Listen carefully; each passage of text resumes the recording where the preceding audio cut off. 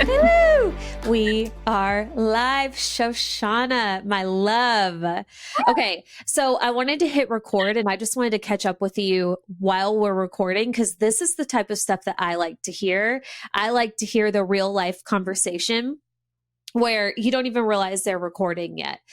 So, what has been going on? Just like, because the last time you and I mean, we catch up with each other on Instagram, which I love, but we haven't like really been able to have like a real conversation since Unity. And when did you officially leave Unity? It's been like 6 months now. Yeah, I want to say it was like July. Well, probably more than 6 months now, right? Because I joined around June. Yeah, so like July, August, so wild. Lifetimes. Like Lifetimes. like when you Seriously.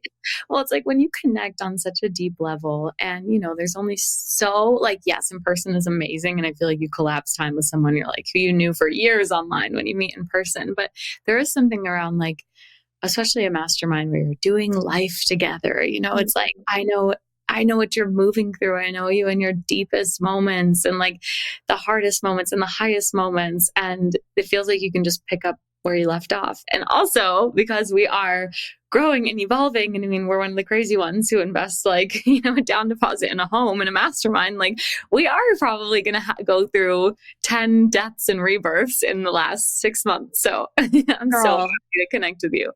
Yes, exactly. That's exactly what it feels like. And that's one of the things that I want to talk to you about because I know from what I've seen anyway, you are experiencing these business peaks. Unlike, I mean, I only know a couple of people who have experienced what you have. You had $1 million month. Mm-hmm. That like who can say that, by the way? Like who I know I think 3 people on the planet personally, which is still insane. Like 3 people is insane. Mm-hmm. To be able to say that. And I can only imagine the level of duality that comes with that. So we're going to talk about that for sure, because I think it's important to normalize the peaks and the valleys and how they often go together. Oh yeah. And all, shame slaying over here. Like it's right. So about like the raw, the real, the messy. And I think what actually holds most people back from anything extraordinary is the mess. Like very few people know, what fast growth and startup and growth in any area of your life actually looks like. So they'll come in and they might be like, this is a mess. Yeah. This is crazy. I don't think this is okay, but it's because they've never built something like that before.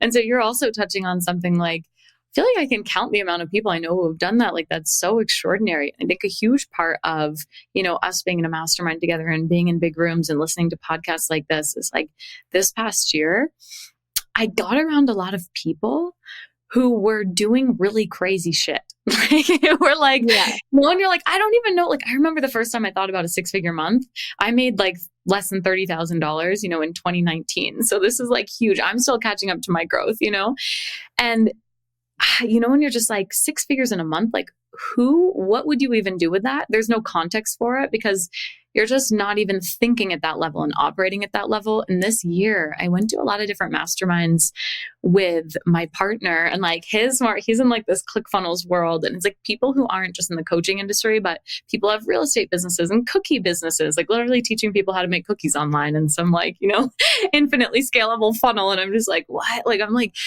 getting around these people and I'm like, oh, this person's doing $10 million a month. This person's doing $1 million a month. This person has $100 million a year business. And they're like normal people like you and I. And it's just like, we're all in a room masterminding together. And that really, I think, did something for me because it like blasted through this pathway of what's possible. I started to be like, I feel like I'm making $1 million a day. Like, I'm like, I really felt like I was. It's like, you were definitely not, but I felt like I was. I mean, you can do it in 30 days. You can do it in 1 day. Right. Yeah. And we've seen people do that too, but you're absolutely right. You hit on something like in the same way that you couldn't imagine making $1 million a month, or 100 or 6 figures a month, which I've also been there. I used to feel the same way about $20,000 a month. And I'm sure you can imagine that too in the moment. Cause I think you grew really quickly, I think to six figures as well.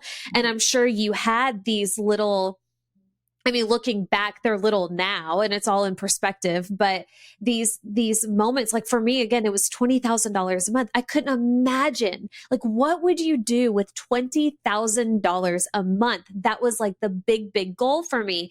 And now it's like everybody I know, it's six figures, that's the minimum. Mm. And it goes to show it's who you get around and what becomes normalized, not numb. You know, we don't have to get numb to it. But yeah, when you get enough around enough people who are literally earning millions of dollars a month, it's like, okay, obviously this is not just possible. It's very possible, you know, and the more people that you see doing it, this is the more proof in your mind. And then it becomes normalized in the sense of like, well, why don't I just do that too? Yeah, exactly. And I think like a huge part of the journey as well is like not letting your goals intimidate you or feeling like to be honest, the first time I invested in a mastermind and a coaching program, I kind of felt like I was gambling. Like I didn't fully believe that it was possible. I, I was like, maybe I can do what I love full time, but I might as well find out what's possible for me, right? So a lot of the times, like I have to believe in it before it happens. But a lot of people, like miracles have happened to them before they believe that it was possible. And so for me, I've just really tried to simplify the experience of business and really looking at business as a relationship and business as like a vehicle for my art in the world and my self-expression. And so I didn't sell anything actually for like 6 months plus after I launched my podcast. And my podcast, I didn't even really know if it was going to be a business.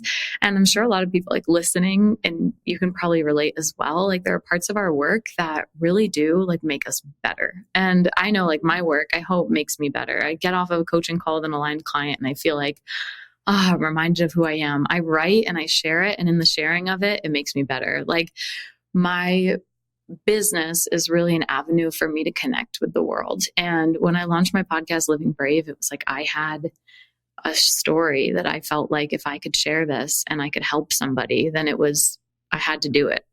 Like, it was like, I feel like this journey of me taking my shame and taking what was once my deepest, darkest secret, HSV, like genital herpes. It took me so long to even be able to say herpes. You know, it's such a stigma. Yeah. And to be able to say, like, hey, here's this thing that happened to me and it happened for me. And here's a secret that I once had that made me a shell of myself. It made me feel like I was always hiding. And I was really like, if only people knew the truth about me. And once I started to open up about it, I actually found all this energy and power. And I found that when you're someone with nothing to hide, like you're unstoppable. And people were really resonating with the message. And they were going, whether it's HSV, because 1 in 2 women will have an STI before age 25, whether it's HSV or an eating disorder, an abortion, or anything about you in your past that you feel like you're hiding, you know, this thing that happened to you or this thing that you're hiding about yourself. When you actually own all that you are, like your shame is the source of your deepest power. And so when you have a message, when you have like this story or something that happened to you that you see happen for you, or you've been able to crack a code in your life. You know, I was just talking to one of my 7-figure clients and she was like, when I first started, I was so excited. I felt like I had found the cure to cancer. You know, she was talking about eating disorders and how she healed her eating disorder and got into her body. And she was like, a book deal came through and this came through and all these opportunities were coming my way because it just felt so aligned. And then over time, I started like drifting and getting more into like the mechanics of the business and how to scale and what to talk about. And just what everybody else was doing was infiltrated into the business. And now it's like coming home to like what's most alive for her in this season. And it's fun and it's life-giving and it's nourishing. And so I come back to that because that's what really like got the results. And I mean, that's also what creates a quality of life and wealth from the inside out, and wealth attracts wealth. So when you actually are having fun and you are embracing the process, and most importantly, I think the rarest commodity on planet Earth, the rarest asset on planet Earth is someone who really loves and accepts themselves. I think a lot of the times in marketing, we think it's this the amount of money you make, or, you know, the bags that you buy, and all of that is great. Like, oh my God, go experience your life. But a lot of subconscious sales and magnetism, and something about the brand is like somebody who's really owning who they are and who accepts and loves himself and the mess and the duality. That's what makes people go, I don't know why I'm here, but I need to be here. And so if that's the focus on the path, if you have a business that's like a personal brand or that's somehow connected to your story, which is so much different than so many transactional businesses, like something that's like your legacy, this thing that you're building over time.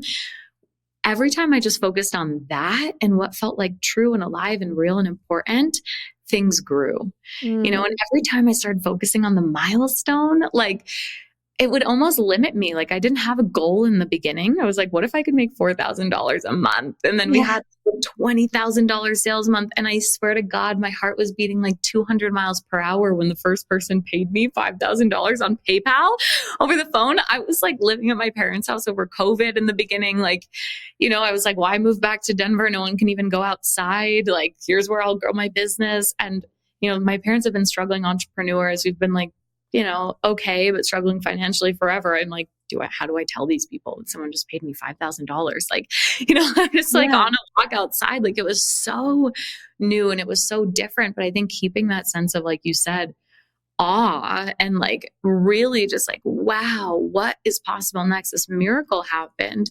This beautiful thing happened. Now what am I matched to next? And I think a lot of the times along the way, I've been like a lot of people who hit a milestone. And then instead of looking at the milestone as this awesome thing that happened, you place your identity in it and you go, okay, I am a 7-figure business owner. I am a 6-figure month. I am the sale. And it's like, when it doesn't happen, you experience shame. You experience yourself as less than, which is impossible. Right. And that's where we start to spiral and create even like more challenging results, and just the shame spiral continues. I think it's coming back to like being embodied and aligned in your work if you have a personal brand and a business that's connected to your story. That's so beautiful. And you said so many things that I'm like, in my mind, I'm like, we need to talk about that. We need to talk about that. We need to talk about, like, there are so many things that I want to dive into with you. Let's take it from the beginning though. Because this podcast is all about going all in on your business, on more than your business, but more so the life that you actually want to lead, which of course includes your business, right? I'm a big proponent of combining all of the worlds and creating this holistic approach to, or taking a holistic approach to your business and going all in on that, whatever that looks like for you. And it's going to look different for everybody. So take us back, because I think this is going to be so fascinating for everybody to hear.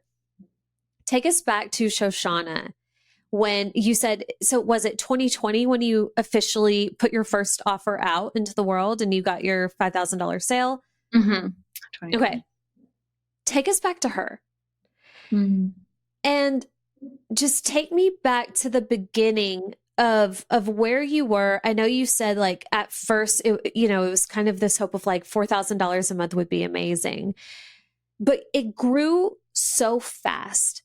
And you've mentioned like investing in mentors, and you've mentioned taking bold risks and investing in yourself and feeling like you don't even know if you believe in it yet, but you did the thing anyway. Take us back to who you were then. And because it's such a relatively short period of time from then to now, and the results are just astronomical.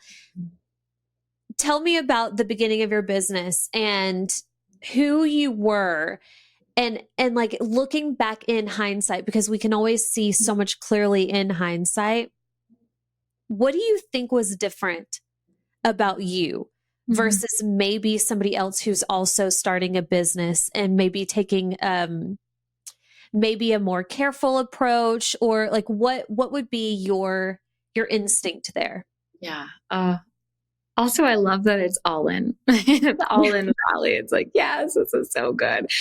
You know, I think sometimes in life we have one foot in, one foot out. I know that I still do it. It's like one foot in, one foot out because that's safer, right? But what it is, it's like the riskiest thing you could ever do, because you'll never know your full potential. You know, it's like this desire sometimes to like just kind of hedge. You know, that like keeps a lot of people in mediocrity for like their whole lives. It comes up for me too. Like I always tell this story. I had a recent class that did so well and was part of this like crazy $1 million plus month.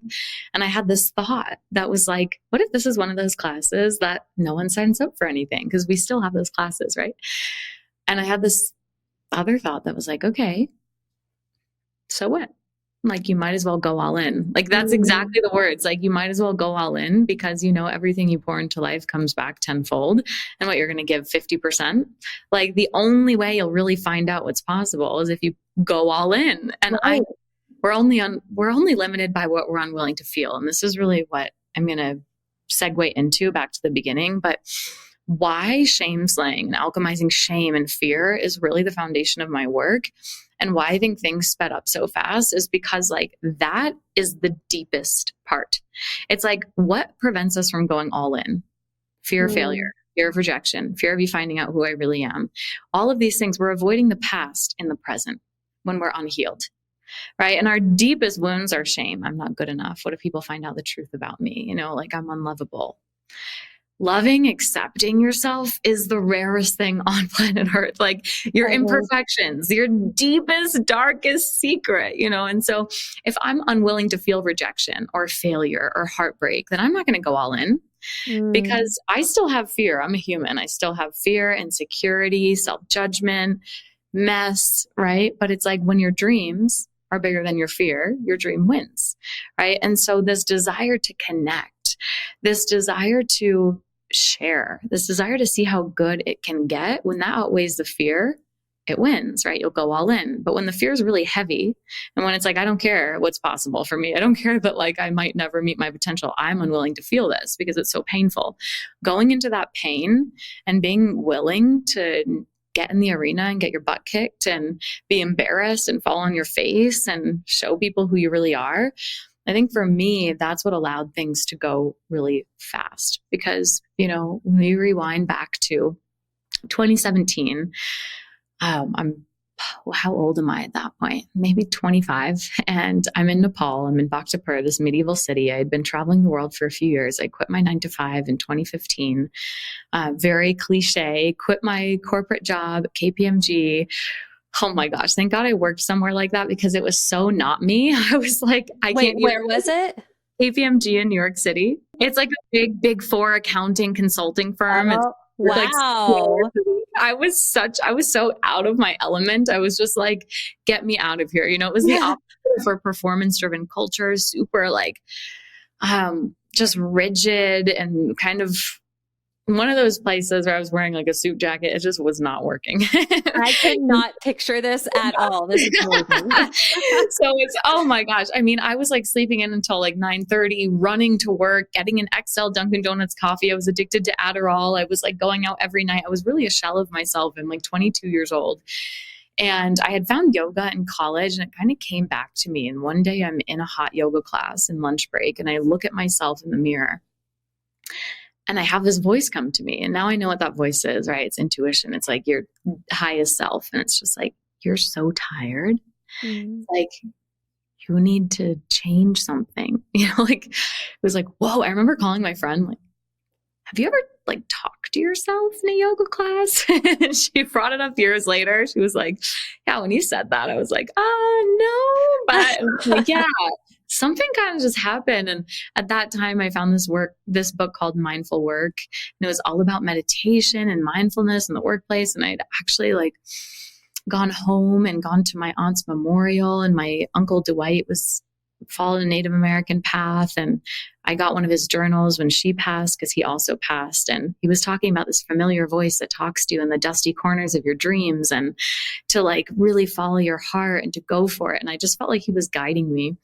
And that's when I quit my job and I took a one-way ticket to India. And it was my first time traveling alone, my first time traveling outside of like a birthright trip to Israel, you know, in college, which really stoked my fire to go travel. And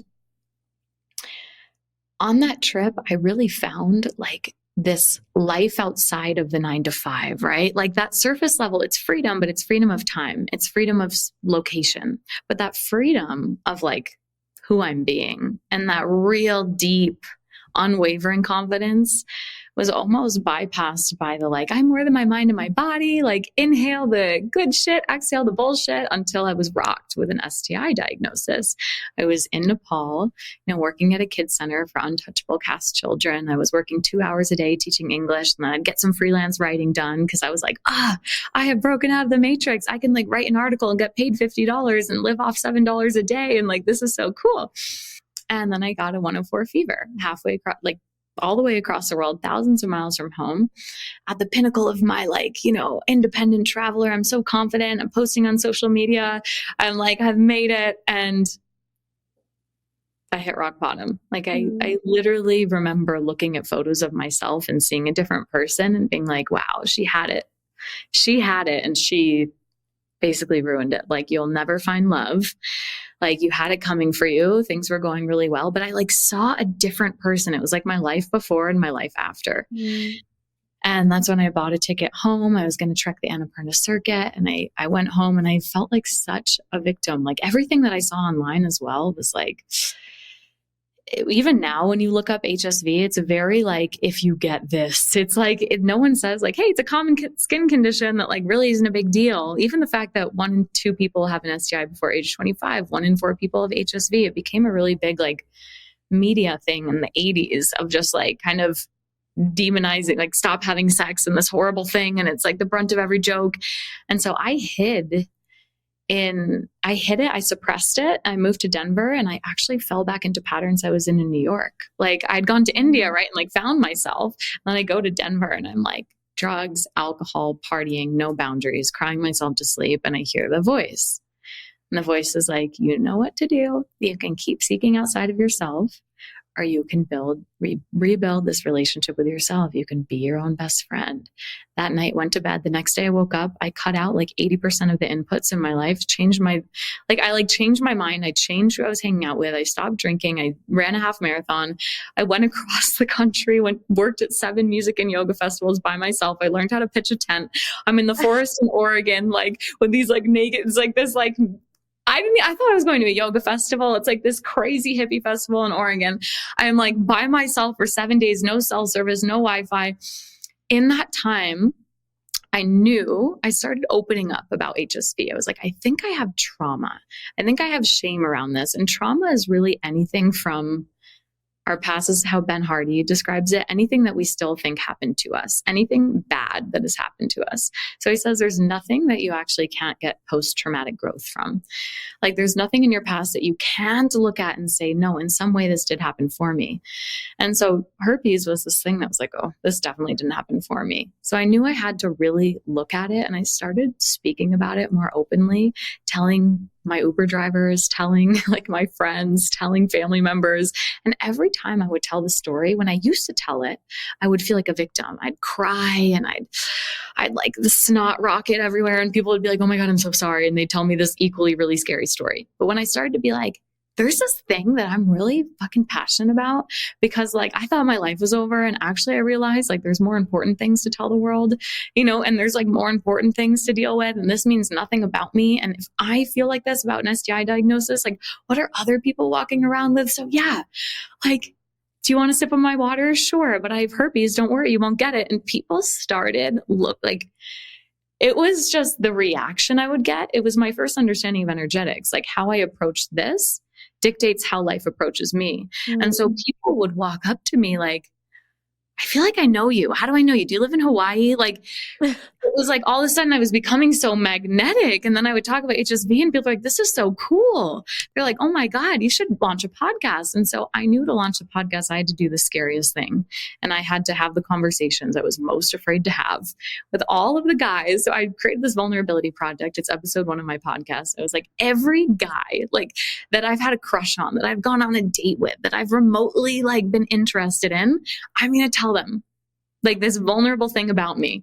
If I can meet them in person, better. If I have to talk to them on the phone, okay. And included in that was someone I'd been dishonest with and had not told about my diagnosis, and I had been intimate with. I'm like, all right, I'm going to do the scary thing first. This journey was so empowering. I did not want it to end. People were trying to make out with me while I'm telling them about my highly stigmatized like, STI. that's hot. I'm like my life was like flipped upside down. I'm like, holy shit, I am the only thing in my way. Like, I thought they just saw me as this girl they, once maybe were going to date. Like, they want to be my friends. Life sees value in me. I don't see value in me. Like, Mm. I had been dishonest with him. I'm about to throw up. I'm like, he's like, do you want to sit down? I'm like, no. I'm like, telling you right here. And he just is like, oh, that makes so much sense. We didn't really communicate. And here's this thing I'm sorry about. And he gives me a hug and he texts me when I'm on my way home saying, love you, like, so proud of you. How can I support you? I'm like, what the fuck? Like, oh my God, how many other people are living like a shell of themselves? Because what if people find out, when really people finding out will set you free? And so you can see my enthusiasm here, that like, this was just like, I need to share this with the world. And so that was episode 1 of the podcast, was telling the internet and strangers on the internet without any backup plan, because I felt like, yes, maybe guys from high school create a group chat about me, but maybe one person will feel less alone, and maybe I can even save somebody's life with this.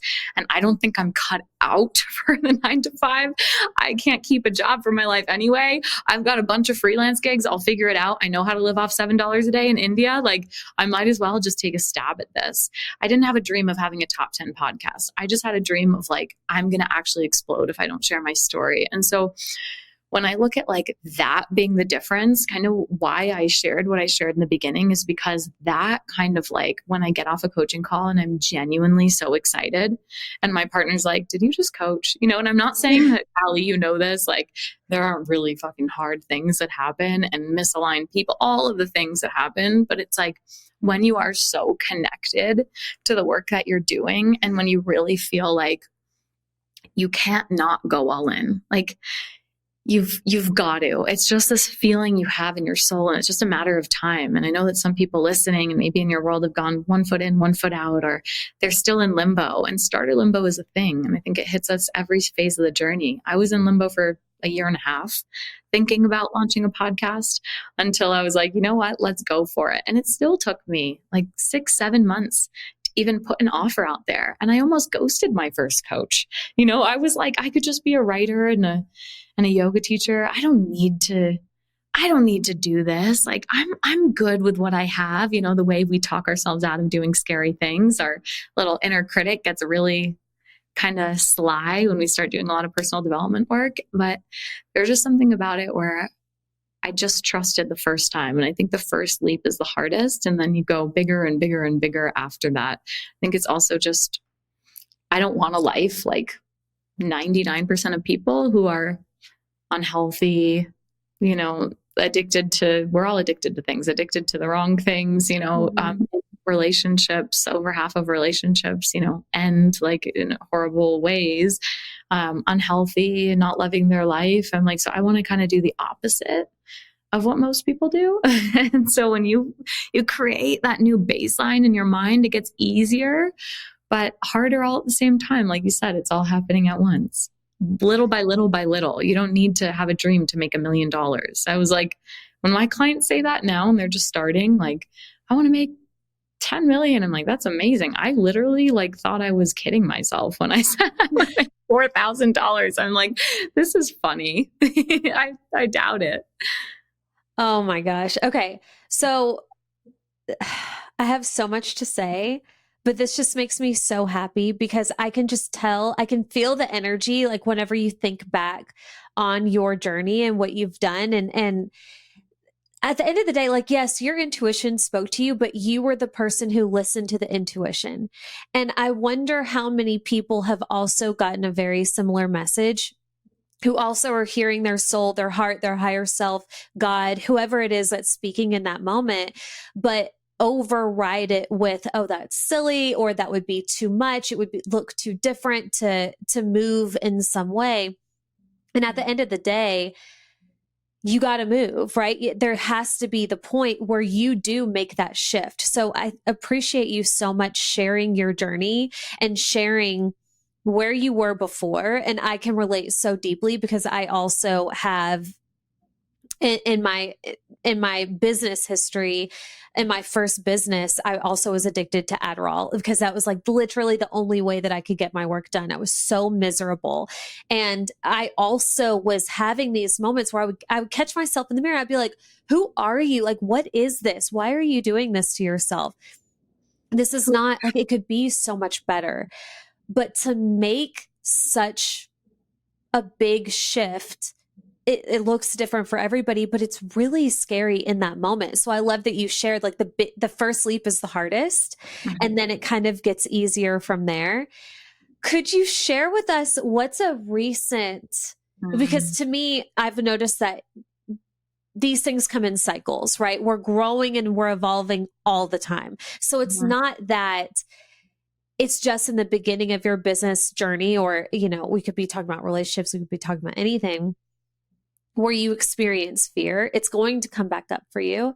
So what is something recently you've experienced where you have felt fear and you felt maybe a little paralyzed to move and make the decision that you wanted to make, and then you took the leap anyway? Is there anything that comes up for you recently?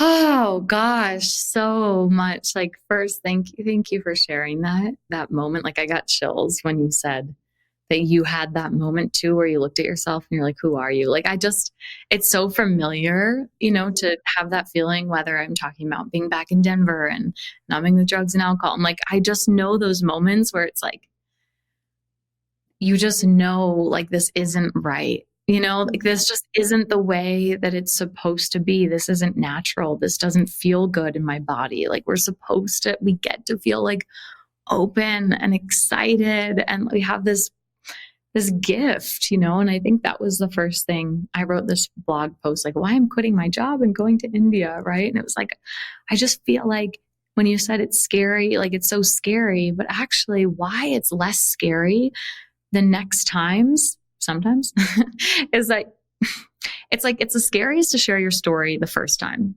because again, like, the dream and the fear, like the fear of rejection, but the dream is that you might just connect. Like, you might just connect, but you don't have evidence of that yet.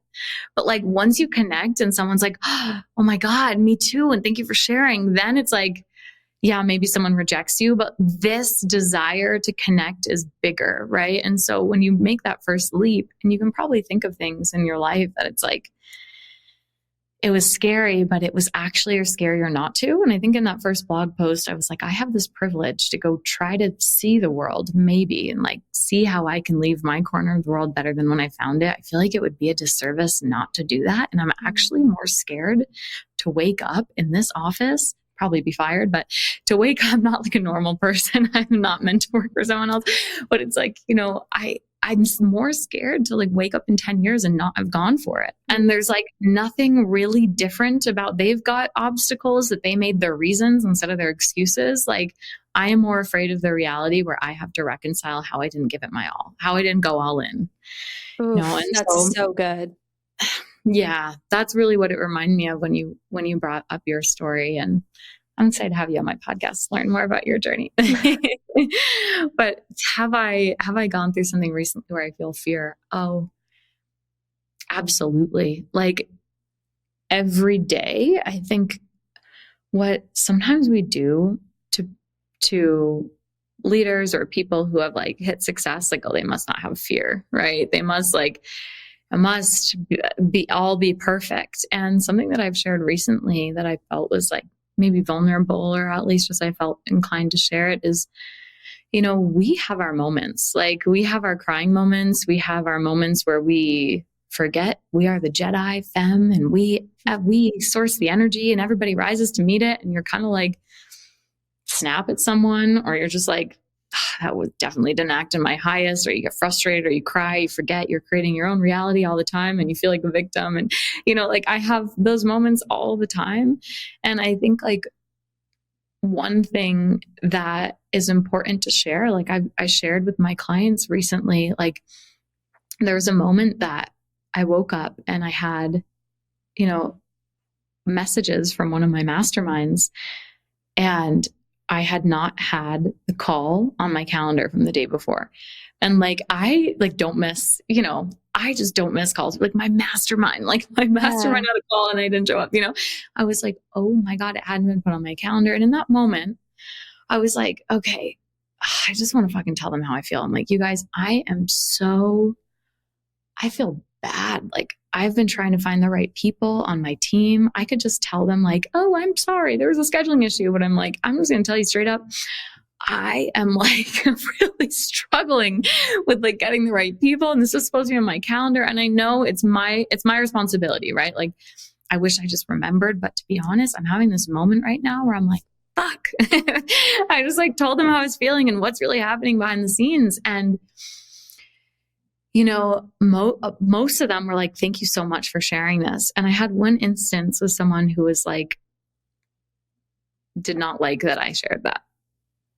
And it created a thing where I'm like, I'll just tell the truth here, where I don't know if this was, it's kind of a groupthink thing where it was like, then I saw some stuff coming out around like, what's really happening behind the scenes is like most of these people are really like there's a mess happening behind the scenes in their business, like who are talking about ease and joy and flow, like it's actually a mess.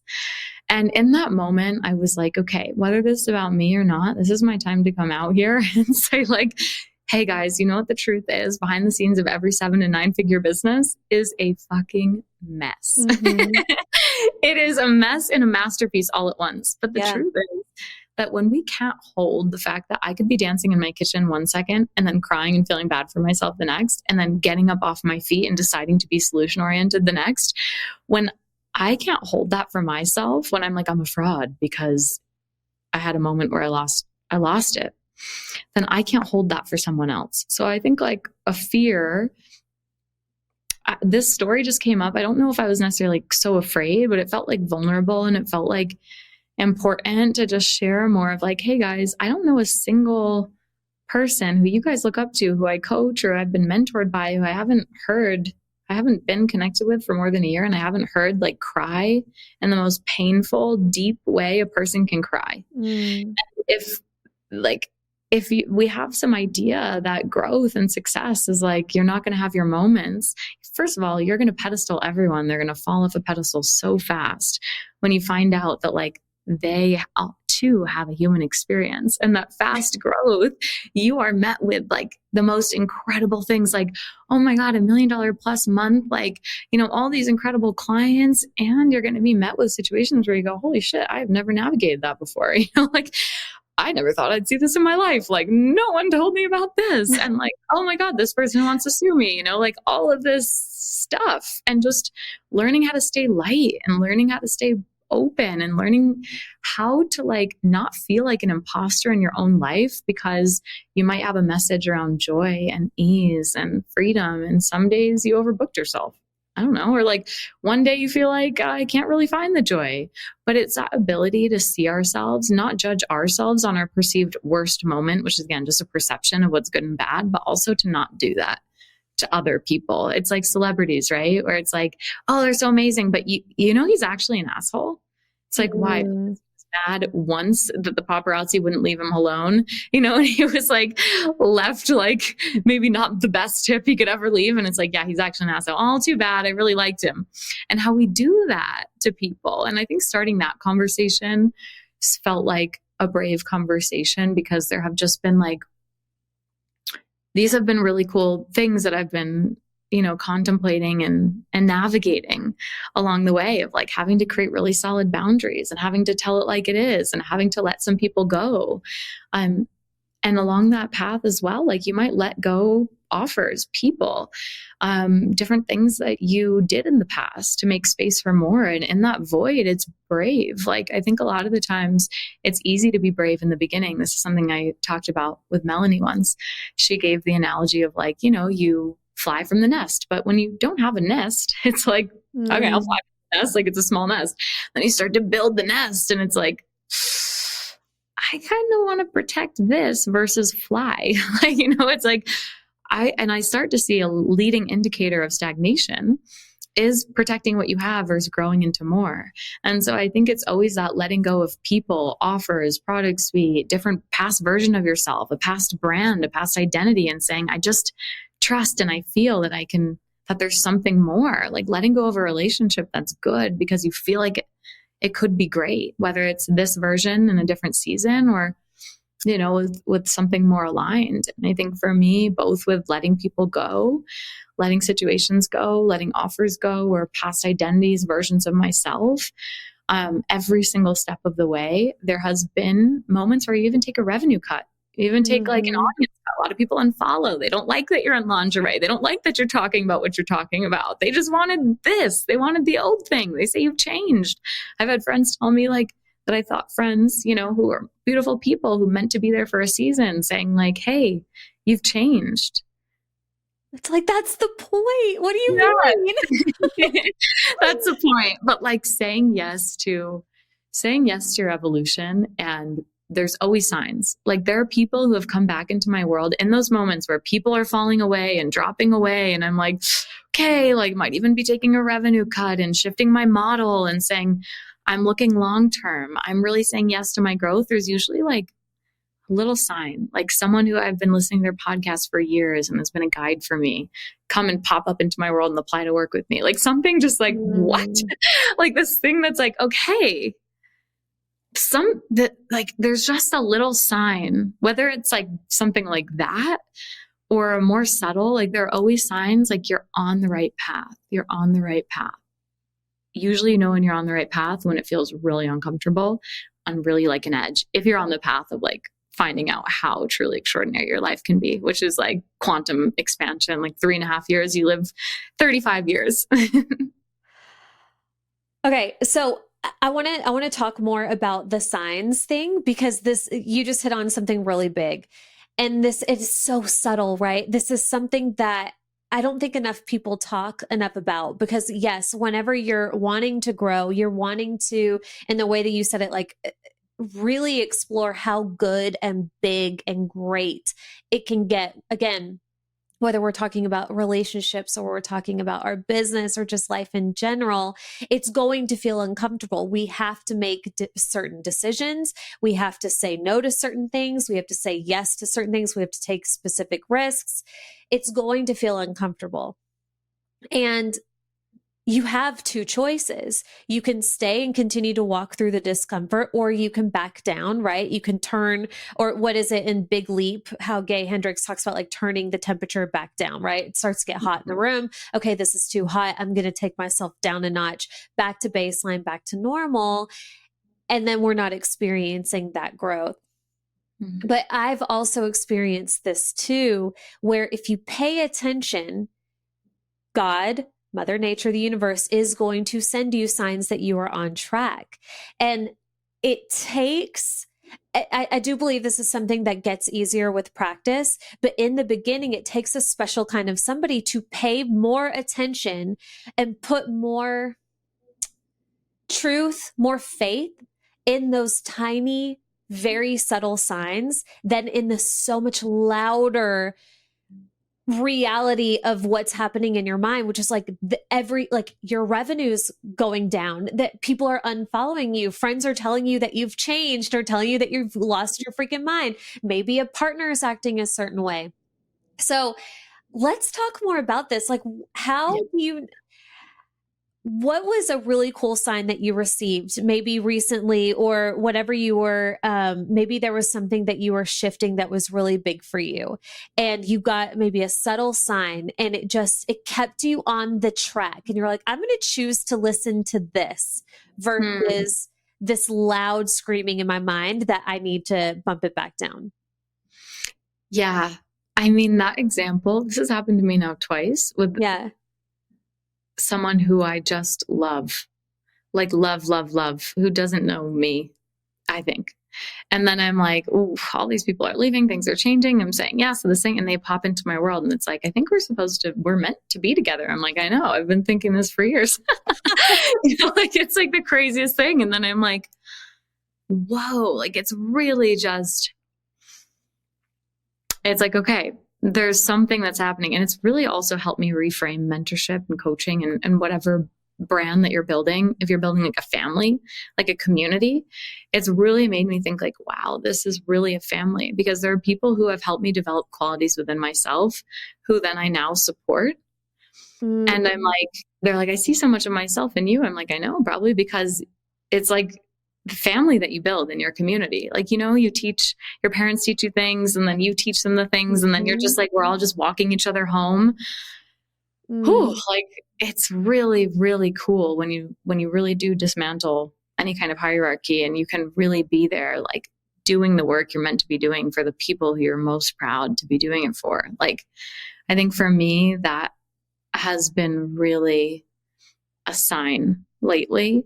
And honestly, whenever I hear from my family, like I think once in a while we just got to take ourselves like completely like off of the noise of online and just like get in real life with what matters most to you. You know, mm, for some people it's like, for Christian, my partner, it's like getting up on the mountain and like just immersing in snowboarding and like, you know, just really feeling alive. And for me, it's like whenever it's between my family or work, it's always my family. Like if it's like, you want to come on a trip, you know, we're doing 10 days in Florida. I'm like, sure. You know, like sure, let's do it. You know, I think that sign of just like the people that you love, like you might be having a day, you might be having a moment, and then someone pops in and they're like, hey, I'm thinking of you. mm, You know, it could be the smallest thing. When I was going through my heartbreak, which was happening as I was building my business, you know, sign of quantum leaps is sometimes grief and change and heartbreak. mm. I had this phrase come to me, like the song would play on the radio all the time. I actually woke up one day singing it. It was like 2 days after my breakup. It was like the White Flag song by like, it's just this oldie, you know? Yeah. And it would pop up in all of these different places. And then it would pop up on the radio. And I was like, I would scream. Like, Oh, oh my God, like this is, it cafe in Guatemala, you know, I'm like, what? wow. It was like, I live a meaningful and magical life because I decide to. Like, I decide that this is a sign, a song playing on the radio, or Mhm, someone coming back into my orbit, or someone I love just texting me out of the blue because they know that, like, I need a reminder of who I am. Like, it could be anything. You know, it could be the fox outside the door, it could be the eagle flying above. And I think that's why, like, having that faith, so many entrepreneurs, I think ultimately, like, you've got to find some sense of faith, some sense of believing in the things that you can't see. And being a visionary is like someone who believes in the future mm. more than the present, because why would you play by the rules of the future if you believed in what you can see more than what's available to you? You So wouldn't. So, good. like, to take huge risks, you have to be kind of like tapped into some other realm, you know? I couldn't agree more. Oh, I couldn't agree more. And you're absolutely right. Like we're writing the story. We add the meaning to things. And I love that you said that regarding signs. Like we decide what's a sign and we decide the perspective that we decide or that we choose to look at a situation through. And I think that that can make all of the difference in so many cases. Like if you are continuously writing this story of a lifetime where eventually at some point or always you're coming around the corner, you're coming out on top one way or another, whether you're devastated over a heartbreak or you just got a diagnosis that at first rocks your world, or you experience a dip in revenue. If you're telling yourself the story that this is creating the most epic story of all time, then you're going to have a different perspective on things and the signs are going to abound. One thing that you did that I thought was so brilliant, and I would love to hear you talk about this, is, and I don't know how much of this was a departure from your original business strategy, but from what I understand, it was pretty radical of a decision when you decided to create, I think it's the club, right? Which is your low ticket membership offer. And you have, I mean, like, an insane amount of women. I don't know if it's just women or if just anybody can join. There are some men in there. They're like, we do exist. No. I know. I'm like, oh my God, go you brave ones. That is so cool. Talk to me about that because I think I remember you talking about this in Unity when it was just coming up as an idea for you, and you were like, Yeah. I think I'm going to do this thing. It's going to be low ticket, and I want hundreds, thousands of people in there. And I remember at the time thinking, how is that going to be possible? How are you going to be able to hold all of that energy? And then here you are, you're doing the damn thing. And it's this incredible container that you've built. And I think if I understand correctly, you do daily lessons in there. Is that true? Yeah, I know. I'm crazy. So, so you Tell us probably, everything. This is incredible. yeah. Oh my gosh. I really love you. This is so much fun. Well, you probably remember me because what I love about the work that I do, like whether I really coach the whole person, and I know that your work, you're all in on business, but all in on like living your life full out, right? And for so many of the women that I work with, and I know myself included, I'm like overly excitable, crazed, just like too much, like kicked out of class for laughing too much, like laughing, just like, oh my God, I have an idea. And like, you've been told to be practical and to tone it down. And so thinking about how I probably brought it to Unity, I was like, you guys, oh my God, like, holy shit. Like, I remember seeing Russell Brunson on stage at like an event, and he was like, if you don't have continuity, you don't have a business, you have a promotion. And he said that, and I was like, oh my God, I have a promotion. Like I grew a business going launch to launch to launch to launch. And that's okay. And there's nothing wrong with it. And people who tell you like you don't have a business, it's like you do. You built an asset, you built a brand, you built a community. Like it was a really cool thing to realize like, wow, I could launch like a mystery, something that Melanie brought into my awareness. She was like, do a mystery offer. Like if you do a mystery offer, it tests your community's trust in you. So I was like, I'll do that. And I was like, wow, I built a community that will buy something they don't even freaking know what it is. Like you have built something, but the value of a company, a big tech company is like we're based on subscribers, based on revenue that is recurring, that is coming in, building something that you can step away from. And it was about January, February last year. I'm in Japan and I'm like probably icing my eye because I'm like learning how to snowboard. I'm like totally eating it. Like, I'm just like totally outside my comfort zone. My partner's out having the time of his life. I'm looking at my phone and I'm like trying to figure out like, why is my business having its lowest months? And now looking back, it's like, you're in Japan snowboarding for a month and you're not working on you're like working on your business, but your energy stepped away. And whenever my energy would kind of step away, things would dip. And so when I heard Russell say this about like building continuity and this whole model that they were teaching and kind of looking at like the software model and subscription model, it also made me think, well, what clients get the best results? And I had already had like this experience called the Vortex, which is for women who wanted to go for the whole year and go through all my programs. And, I'd seen other people in the industry, when you think of even Melanie doing $70-80 million, like no one, some people look at her product suite, but it's like, oh, it's so AFE is very continuity based. It's like a big volume and a higher ticket. I was like, okay, whoa, this had always been like an afterthought. And I was like, what if I just really focused on going deep with people and like getting like really focusing on a couple core offers. I'd always taught like, you can sell 20 offers at once. Like you are the niche. Like I have a fall in love again offer. I have an offer about storytelling. I have an offer about being the Jedi master and like energetic master, it's like all over the place. I was like, look, it can be housed under the same thing as long as you have an overarching mission and message. But what I came to really decide was how can I actually solidify my body of work and create one cohesive transformation and just like business, economy, first class. Simple. So that people are like, if you want this, go here. If you want this, go here. And I was just like, this is the business. And you just come in here, here, or here. And I just simplified it. And that really, really just helped me so much, especially as the community built and the club experience. Back in January, February, I'm having my low months. And I hadn't heard Russell say that until the end of March. But this is where the energetics come in, where I was like, you know what?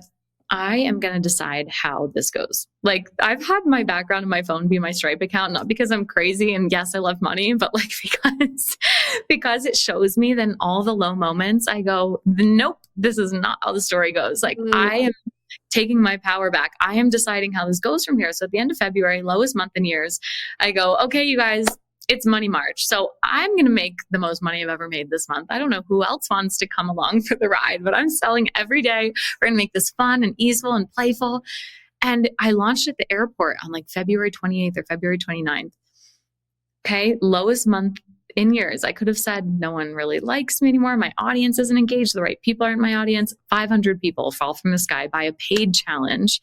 And it's a daily sales riff behind the scenes. The energy is electric. And at the end of the challenge, I have no idea what I'm going to launch off the back of it, but people are jumping into other things. And I'm at this live mastermind. And I hear that if you don't have continuity, you don't have a business, you have a promotion. And I was like, it'd be really crazy if I did this for a whole year. Like if every month I picked a different theme and I did a daily training behind the scenes, birthdays, holidays, weekends. I've done this from cruise ships, airplanes, in my bed. Sorry, Christian. Like, just like I'm at a family party. I've done them with my dad, my sister, at a beach club in Ibiza with my graphic designer. Like we've done this a daily training, and it's been so cool because it's both taught me devotion, and it's also like I want to create a 365-day table book with all the days. Like it's just been so fun, and it was really like a way that I could deliver something in a way that was unique and aligned to my energy. So my clients, I'm like, please, in God's name, do not do this. Like, if this feels stressful, if this feels not fun for you, you can have a membership that's like a print newsletter that goes out every month. You can have, and memberships aren't for everyone. It depends where you're at in your business journey and your product state. But like, I was at the point where it made sense for me, and I have an ascension model, right? It's like, if you just have your membership and nothing for people to rise into, that could be really challenging.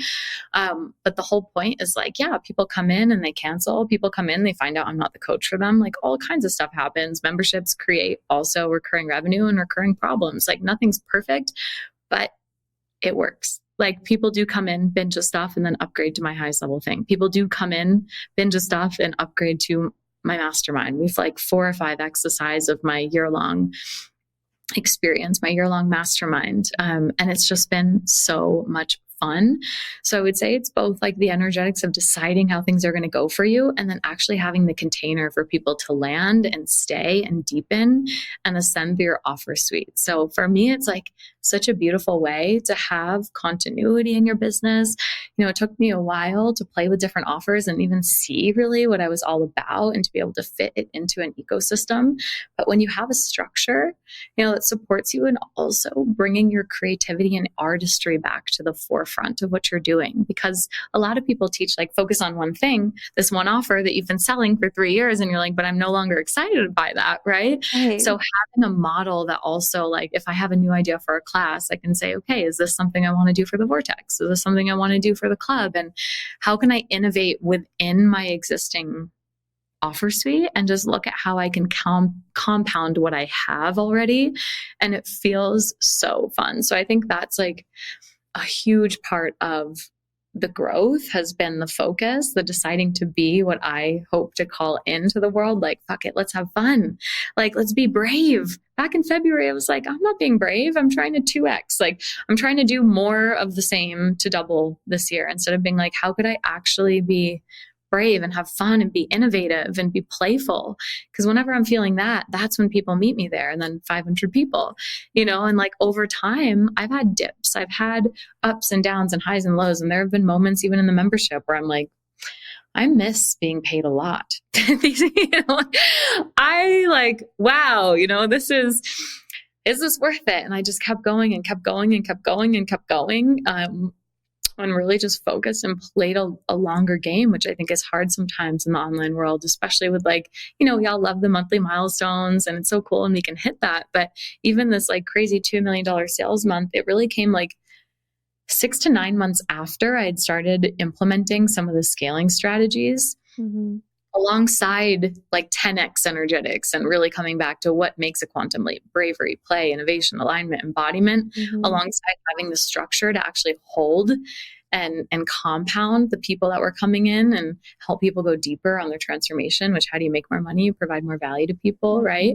So that together compounded, being able to also keep going when it looks like, okay, I'm taking a revenue cut. Okay, like how can I, and I'm still working on how can I keep thinking longer term and not optimize for profit and not optimize for a monthly revenue, but really optimize for how I want my life to look, how I want this business to look, and what I'm really building.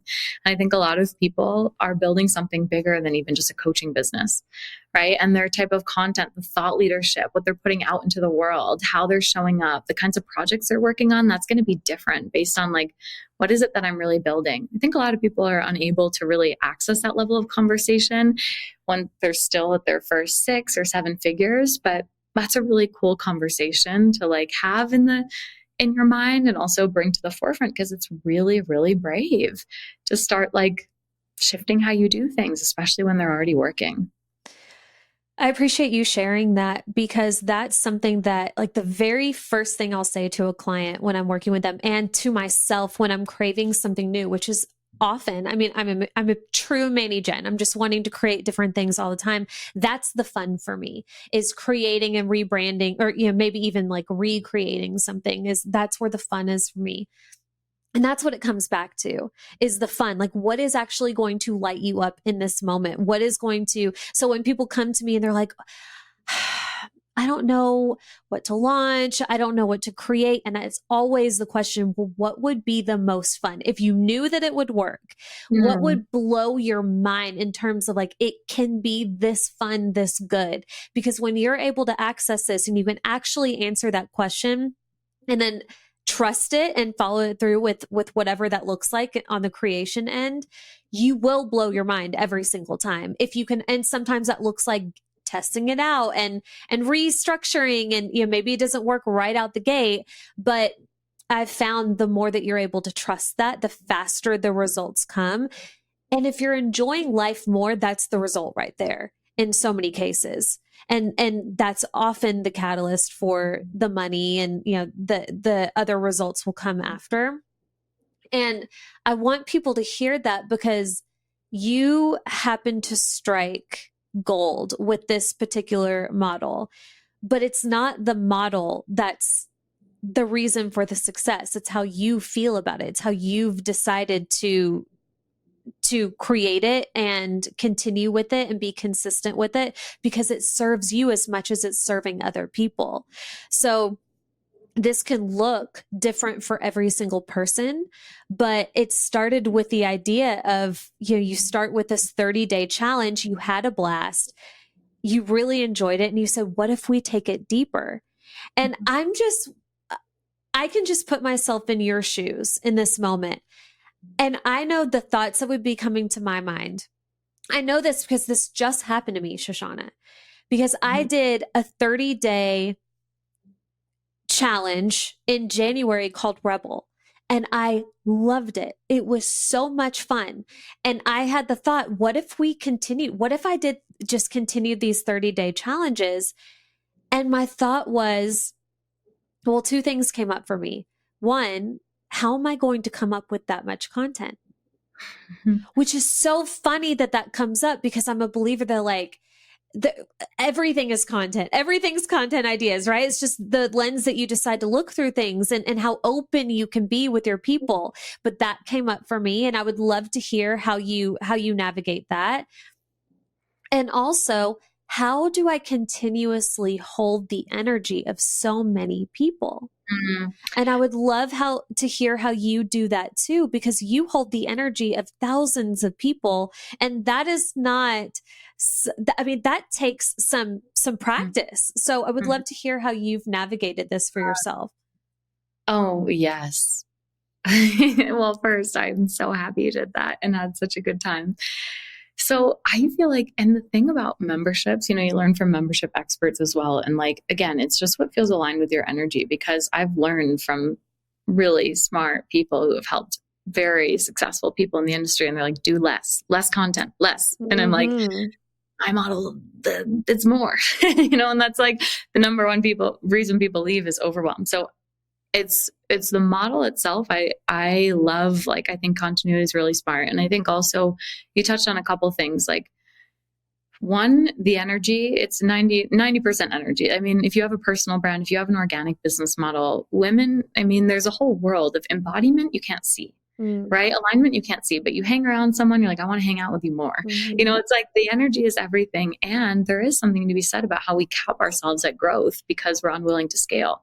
And so, like, when I say I grew a business, like more and more and more and more offers, but scaling up a business, saying I could have 500 people paying multiple four figures a month, and then an infinitely scalable membership with thousands of people, like that is scaling. Like, it's like that yeah. is taking something and saying, how can I provide value to many people at once without increasing my output and like Mm, actually capitalizing on the assets that I've built. And so I think it is really smart for people to think about scaling.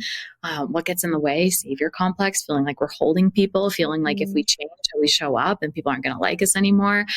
People who are matched to us with different boundaries, wanting, because we're all selfish in some way, we've all done it to leaders, wanting things to stay the same and you to stay the same, me to get more from you without, kind of me even paying more, like this, mhm, being afraid of family changing, of other women tearing you down. Like, this is all of why I'm really into growth as the whole woman, because the actual model isn't that hard. It's like what actually holds people back from scaling.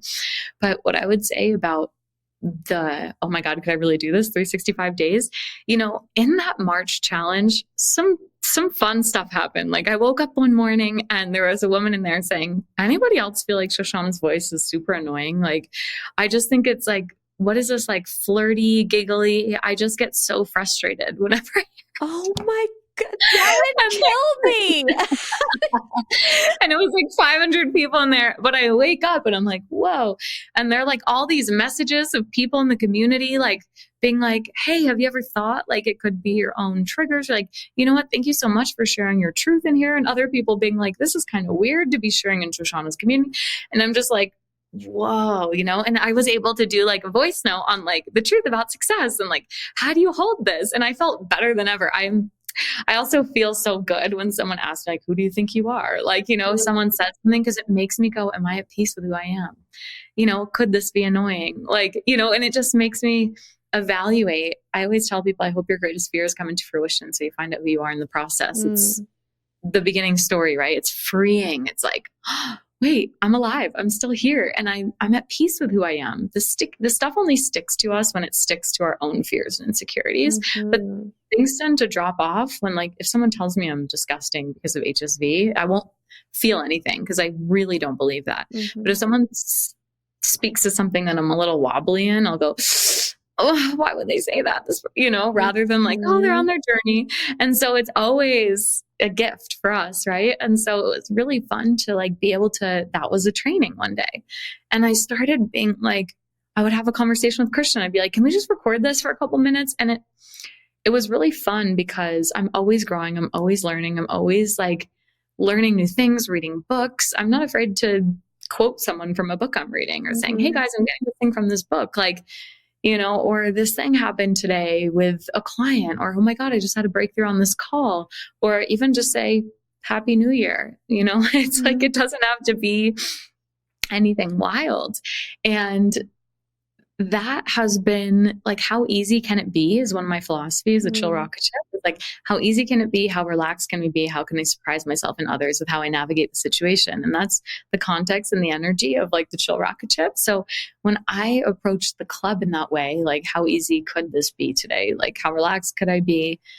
How could I surprise people? And have there been times where I'm like, I like could not do this, or like, oh, maybe one day, like, I don't know if I'll do it forever, but doing it for 365 days almost now was like, that was cool. I'm definitely going to do it again in March and we'll see. But what's so cool is that I have 400 trainings and a whole vault of all this stuff that I've built that, like, just throughout the year, I could like drop for new people. Like, it'll be yeah, last year's, or like it could turn into a book. It could turn into anything, but it feels so good to have done it. And I think part of growing this community, both in the club, but also in my vortex, which is a higher ticket thing, the nature of the container changes. And I know I was in Melanie's group, AFE, with like 600 people. So I mhm, also, again, like being a part of the experience and seeing how it's run and seeing your experience in it also helps you when you develop it. But I'm like, I've seen 600 people in a high ticket space like this, and there was no coaching and there was no mastermind. So it's the positioning of it. And it's also seeing like the community holds itself. Like, mm, my mastermind now, people are like, wow, this is like a true mastermind. Like everyone really supports each other. I've designed ways that it's not always attached to my energy, but every quarter we do, a 10 to 12 person group mastermind where it's peer led. And then I pop into the rooms and then I'll do like a couple of days of hot seats. And it's like everyone gets to know each other really well and they really do all support each other. And so I would say like the community holds itself. And then with more resources, you have the opportunity to do even more for them, right? To hire people to come in as co-coaches and experts, to be able to have the ability to hire great client experience and customer support to free up your time more so you can start to give more in those spaces. Or I'm doing a live event for my, mastermind that's like included now and I want to make it like incredible. So it's like you have this ability to pour in more, and then also know that sometimes people value the time with you just even more sometimes when there's like, it's in bite-sized pieces. Like I wonder sometimes if people would listen to the club more if it was like once a week. So we'll see if I ultimately do that. But I think less about holding them and more of like, if you want me to hold you, like I have private coaching, like I will give you resources here. I will give you a community and I will also do hot seat coaching. Mm-hmm. But like that, like, I don't feel like I am holding anybody necessarily. I feel like I'm sitting down having a conversation with you every single day, but I've been able to also, even with my private clients, like, yes, sometimes I go to bed thinking about their businesses, but I've been able to like hold a really hard thing or hold a really big thing. And then also be able to like close the energy and like really live my life, which I know is a skill that's developed. Like I know you probably have developed that as well. Like in the beginning, yeah, if someone wanted to like break a contract, the first person who wanted to do that with me, I literally like was not okay for 2 days. I was like so mad. I was so not okay. I was like, I let it affect me so much. And now I could like open up the message of death, those messages of death. Just like, and then like just put my phone down and like have a dance party. It's like, this is okay. Like, it's just, it happens more and more. Like, how do you hold more? Like you just do, like you just go out at the gym. You just like keep at it. Some days are harder than others, but like over time, it's like, could you have imagined picking up that 200-pound, like squatting 200 pounds, like back when you were doing half of this? Like, no, but somehow it just happened. And it seems like magic, but when you really investigate, you're like, oh, like it looks like magic, but Christian has reflected to me a lot of times, like if I'm listening to coaching or reading a book or whatever I'm doing, he's like, it looks like it's just easy, but it's because like people don't see that like you're listening to coaching, you're doing this here, you're doing this here, these things that just feel natural and normal that are like expanding your capacity and changing the way your mind works, that it just looks like it's just happening. But when you look closely, it's never really a coincidence. What are ways that what are non-negotiables when it comes to your own self-improvement, when it comes to investing in coaching, even reading books? Like, what are things that you do to keep your mind sharp and to keep you the brightest light that you can be and the sharpest vessel for the people who are coming into your world? Yeah. Well, I know that you can probably relate to this. I feel like I have this you at the gym coming back from baby and like being like, I haven't squatted like this much. I was literally like, goals. I was like, oh my God, I need to push myself. But like it's working out for sure. I think like body is such a non-negotiable of like treating your body well and exercise. It's like it gets whenever I dance or I'm exercising, it's like you haven't drank water for a month, you're like, oh my God, like how did I not do this? So I would say, like I told you, family is so important to me. And like, really, that's my deepest why, is like really being able to support the people that I love and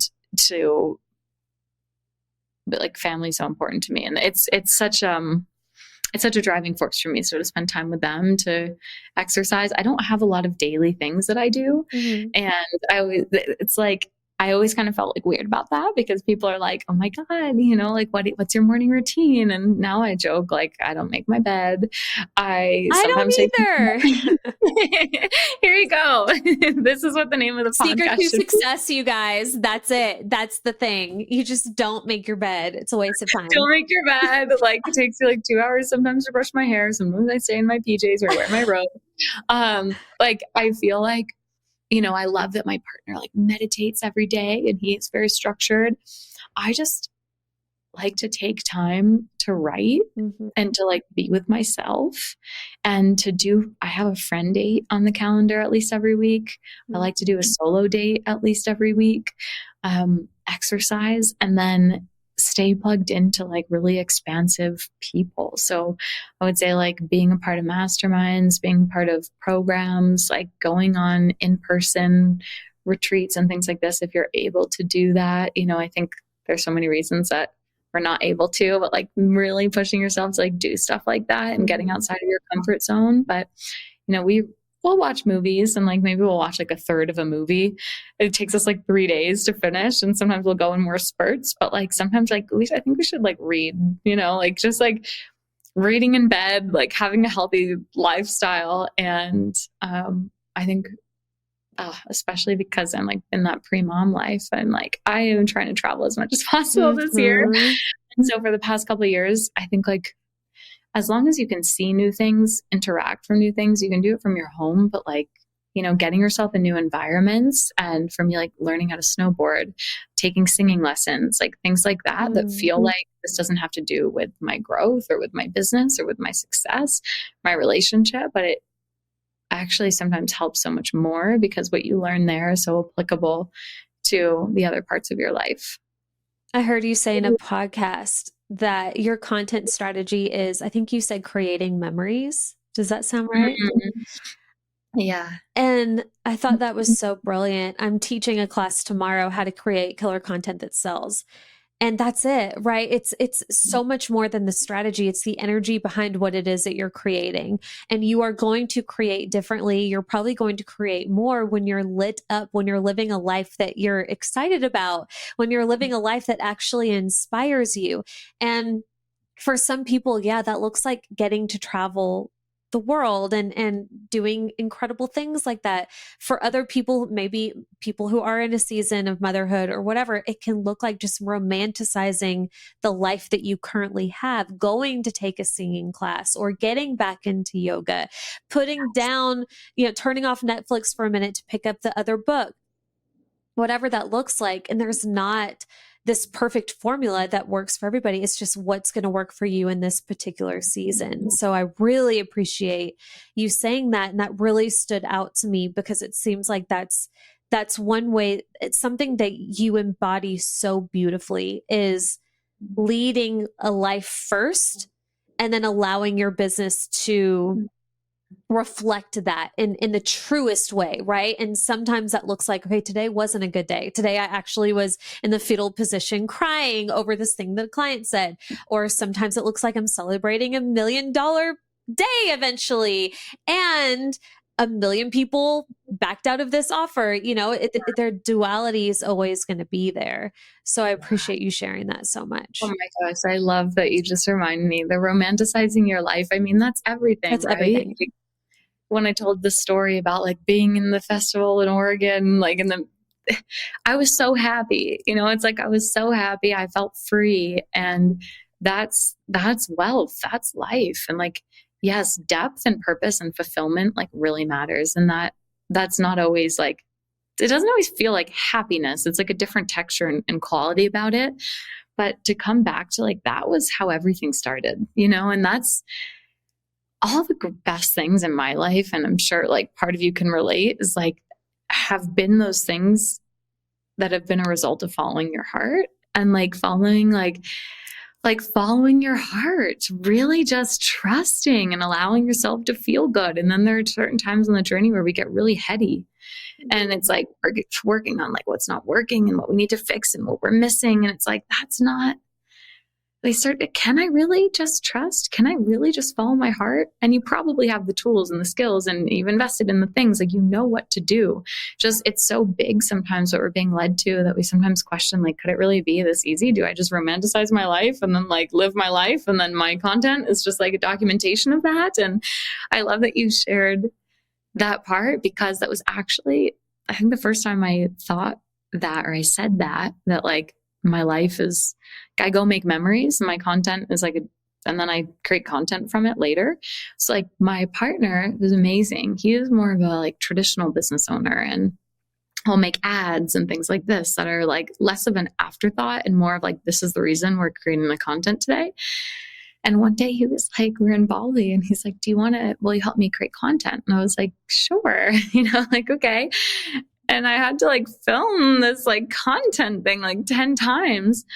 And the sun was going down. It was a sunset. And I started to be like, okay, are we done? And then I had to tell myself, like, you agreed to this, just do it. And then now you know for next time. Mm-hmm. But after that, I was like, I don't think I like just creating content. Now I think like, if it's the right set and setting and I have the expectation, I'm good. But like, that moment I realized, like, wow, I've never really done that. I've really just, like, recently my phone wouldn't upload my B-roll. So the only reels I could post were like in the actual moment. And those have done so well.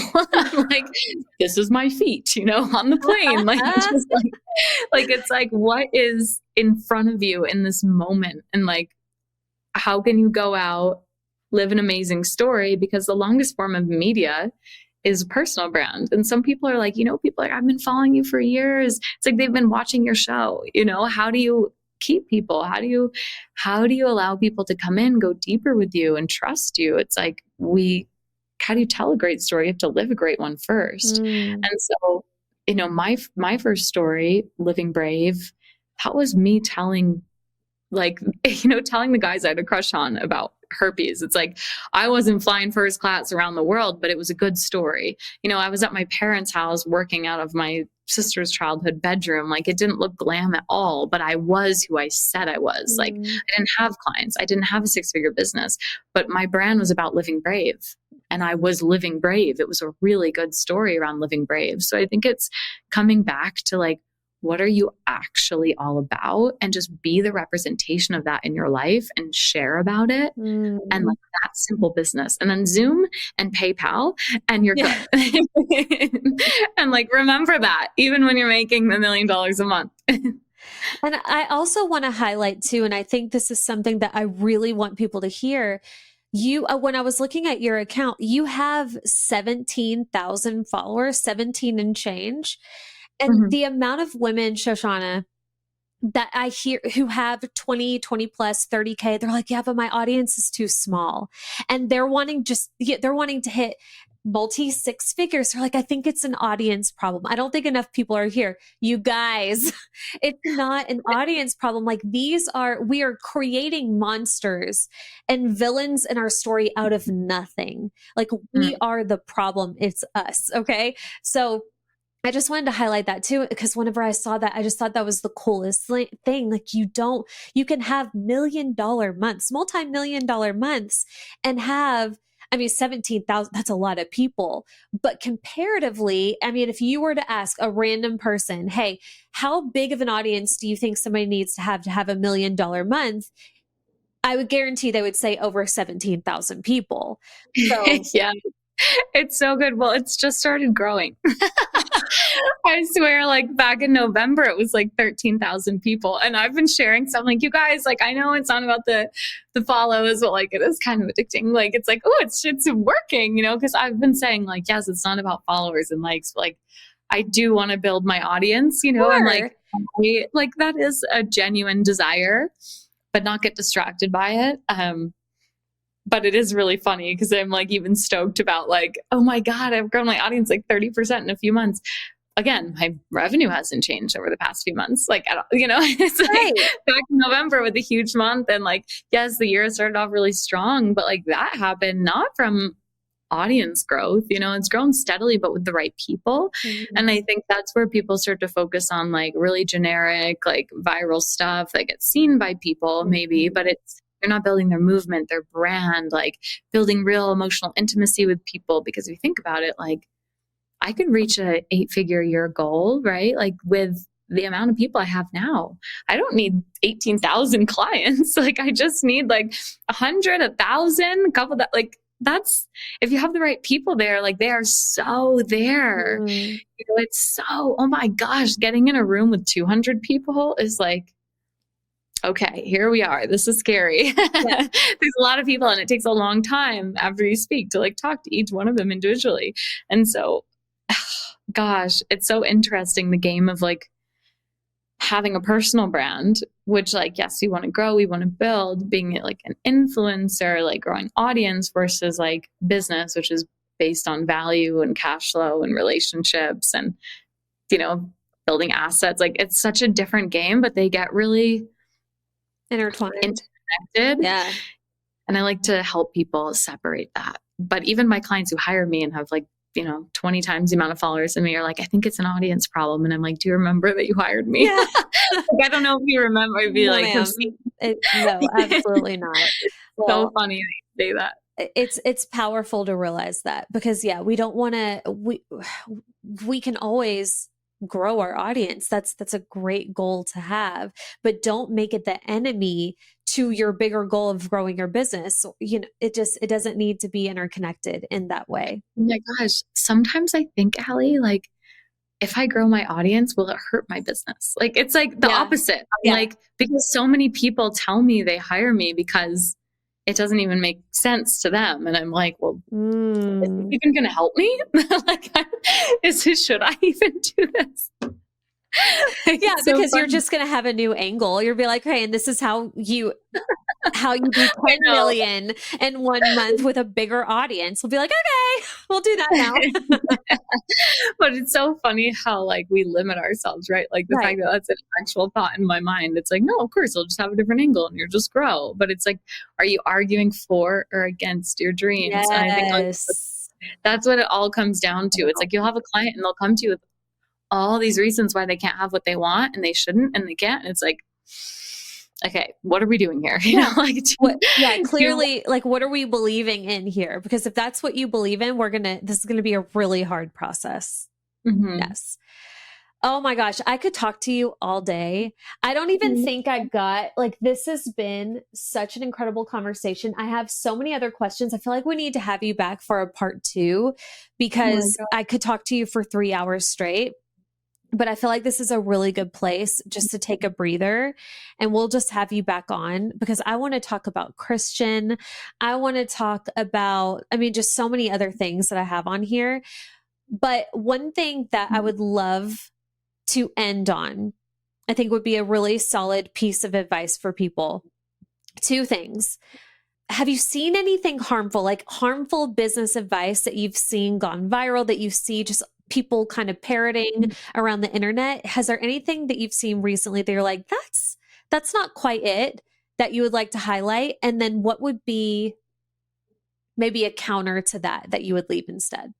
I feel like it comes back to our conversation where we were talking about like really just making memories and like, you know, letting yourself be the testimonial and like letting it be easy. And I think that everybody goes through different seasons. Like in that, I don't mean don't have any boundaries and just like completely like let your business just take over your whole life. It's actually quite the opposite, right? Let your life take over your life and let your business be this beautiful byproduct where you don't even feel like you're working.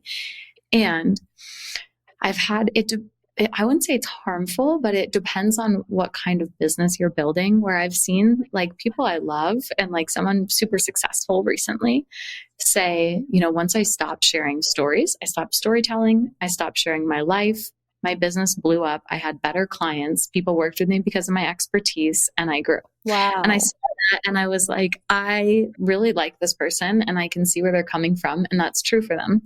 But like they also are building like a coaching business. They're building like a go from A to B. I don't really necessarily ever see it being like a table book, you know, or like having a big conference with people who are like proud to wear the shirts. It's like, come to me because I take you from A to B. And like, it's very more transactional. And I wouldn't say that sounds bad, but it's like, obviously that's what this person wants, right? Yeah. So they're telling you, hey, stop sharing who you are and just like be the expert. And then people will hire you because you're the expert and you won't get all emotional and it's fine. But I also work with people who are like, I'm tired of people just looking at me like I'm the magic pill. Mm-hmm. Tired of being the one who's just going to help them find the relationship or find the partner, or I want people to hire me because of who I am, not what I know. And I'm like, well, start showing people who you are and start building real relationships, right? And like share who you are. I've had clients tell me that their coaches are like, no one cares about you. Like Mm-hmm. they care about them and you can't even feel them in their brand. So it was interesting that I saw the opposite advice. And I thought, that makes sense for think about business coaching. Like if you're a business coach, you teach people how to create offers, price their offers, do product suite, and you have the same bubble letter branding as everybody else. Mm-hmm. And, there's a market for it and not everybody can do it well. And I have respect for anybody who builds a business and keeps doing it day after day after day. And like, that is one way to do it. But I work with a lot of people who want to build something like bigger than just like a problem solution business. They want to build a movement. They want to build a brand. They want to build a legacy. It's their art. Like it matters that they feel alive, that they feel expressed, that there's emotional connection. And so that's where it's like, no, I want to feel you. If you have a personal brand, it's so personal. So that advice was good for a business, maybe even a business that this person wants to exit at some point. But like if you're playing the infinite game, the finite game is you play to win and you play to finish the game. The infinite game is like play to keep playing, play to have fun, like play to stay in the game. Like you want this to be sustainable and life-giving and it's a personal brand. That's personal. Like you don't want it to look like everybody else. You want to be in your thought leadership. You want to not have content that looks like everybody else's. You want to say things that's like, what? You want to build something that people are going, yeah, like they're talking about at the dinner table. Like it's a gap in the conversation because a lot of people say model what works and don't show who you are. It's like actually like find the gap in the conversation, create something disruptive, like, be in your thought leadership, make this about higher level values, make this about who you are at the core, what world you're building together. And that's if like, I want to build a legacy, like Living Brave is like, I want books, I want conferences, I want like a podcast, I want to be in thought leadership, like, you have products and other kinds of services. That's different than like a coaching business where it's like you're the expert, and I think, or an information business. And so I think it's just understanding like what you're building before you listen to someone. And I'm not going to say this is the only way to build it ever. Yeah. It's just what do you actually want and what makes you feel good about what you're doing. What makes you feel good? Yeah, both options are available. I've seen people thrive doing both, but I would agree you have to be so clear on what it is that you want. Because if you want something more than the just, more transactional type business, then a lifestyle brand is the move. And that's going to require you to be open to telling your truth and going deep. And I would say anybody listening who has that desire, Shoshana is the person to follow and to model because your whole the through line with your whole story is truth. It started with you telling the truth, and it can like that's how you come up with your content. That's how you get clear on these type of offers that you want to put out into the world. It all comes back to you being bold and brave and courageous enough to share who you really are in this moment and what's really going through your mind. So thank you so much for doing that, because that is one of the scariest things for people to do, is to tell the truth. Mm-hmm. And you are the walking embodiment of that and the model of that. And I thank you so much because, and I'm also certain like this is one of the reasons why you're so wildly successful, because God wants to show what can happen when you dare to tell the truth and when you dare to live bravely, and whatever that looks like for each of us. So I really appreciate for you for listening to your heart that day in the yoga studio and for continuing to do that every step of your journey, because what you have built is magnificent and inspiring, and and it just needs to be seen by more people because there's so many different models out there, and you have unlocked this level, this tier that so few people have done, but also even realize what's possible. So thank you. Just love you. And the reason I think we click and why every time I see you, I'm just like, oh, it's you model so much truth and beauty and like the things that I value so highly, like this unapologetic like expression and rawness and vulnerability, but also just like shameless like confidence, that comes from someone who's walked themselves through some stuff. Like bravery again and again and again. That's how you build confidence. And so I see you in like all of your shine and also in like the vulnerability that you bring to the table, which is just so needed in the world and is such a permission for your people. So I'm just like rooting you on. I'm so happy to be, in your life and to stay connected. And I'm so happy for everyone who gets to work with you. And I just feel like, when you just know those people are going to look around in a few years and you're just like, I know you're going to be up to some cool stuff. Like that's absolutely how I feel about you. Oh, And thank so, you. yeah, thank you so much for inviting me on. Thank you so much for coming. And will you please come back? Like, I'm dead serious. I'm not just saying that. Like, we Yes, need to come back and do another episode. Okay. But in the meantime, where can people find you? What would you have them do if they're wanting to come into your world and maybe fill some things out? What would be your recommendations? Well, we talked about the club today, Yeah. and so I can give you like a free trial link of the club. Yeah. That's something, as long as we're still doing it, but we can give you the link, and that's a cool space to just dive in and honestly like meet friends and clients and mentors. People come in and like meet a whole new network, which is really the main concept of the space is like a hub where women actually celebrate each other and where there's this like never ending current of inspiration, both through like just the celebrations, but through the daily transmissions. And that's a ton of fun. And it's really all about holistic thriving and shame slaying and feminine business growth and the chill rocket ship. And it's a lot of fun. And then I hang out on Instagram, as we said, and like, who knows how many followers and I'll have. Who knows? We could have 20x the audience by the time you listen to this, but Claiming it. who knows? You'll be +1. I'm always so grateful. Yes. It's Shoshana_Raven. And, Allie is so generous and loving, and she does this podcast for free. So if you have like 2 seconds to rate and review her podcast and just like send her love and tell her how amazing this is and that you're listening, and you screenshot the episode and you send it to someone you love, or you tag us both on Instagram, like I'd love to reshare you and just let us know that you're listening. It just means so much and we see it. So I'm happy to be here and see who we'll connect with from this episode. Oh, I already know. Everybody's going to come obsess over you. You are our people for sure. So, Shoshana, I love you. Thank you so much for your time and for your energy and your light. You are such a gift, and I know we're going to do this again soon, and I look forward to it. Yes. Can't wait to have you on my podcast. Yes. We need to make that happen too. Okay. Yeah.